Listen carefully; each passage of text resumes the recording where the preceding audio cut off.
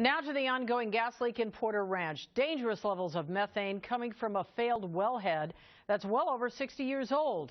SoCal Gas first reported the leaking well in late October, and since then, more than 11,000 people have been temporarily relocated, and even more have filed for help, many of them complaining of nosebleeds, headaches, nausea, and other problems. Today, Representative Brad Sherman and City Councilman Mitch Eglander got a look at that leak.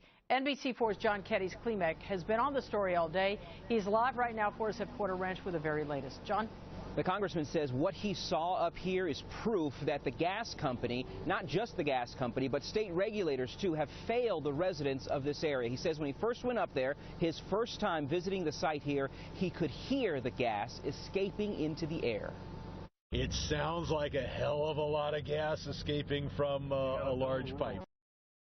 Media was not allowed to follow along, but Congressman Brad Sherman's office shared this cell phone video with NBC4 where you can hear the gas leak.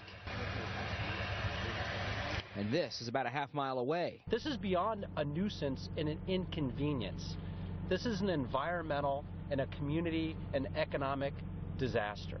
Speaking after the tour, the comments were direct and point the finger at SoCal Gas, as the gas company says it's working tirelessly to drill a relief well they hope will fix the problem by mid-February. There's no guarantee that Relief Well 1 will be successful, and Relief Well 2 is behind the schedule that I would have liked to have seen.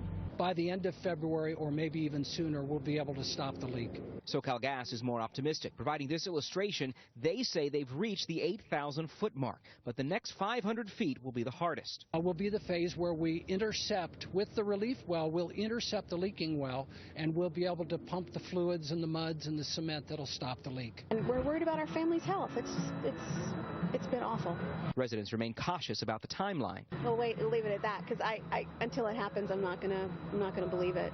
It's an invisible, gas. You can't see it, but you sure can smell it. Still, others worry when the leak is over, then what? We don't know what all it's going to cause in the future. I'm afraid for the future. LA Mayor Eric Garcetti weighed in today, too, not part of the delegation on site, but likening the leak to any other LA crime scene. I think justice needs to be served there. This is the worst environmental disaster that I know of in my lifetime here in Los Angeles. And the congressman added new relief for some more residents. This is very important now. He says that if you live within 5 miles of the actual leak, you're entitled to relief. It could be relocation. It could be getting a carbon filter added to your either heating or cooling system, all provided by the gas company. So now we're talking about more than just the people in Porter Ranch, but also folks in Granada Hills, Northridge, and Chatsworth, a much larger area that reported. We have some frequently asked questions that we put together on the NBC LA app. You can look at those by searching Porter Ranch. Reporting live tonight, I'm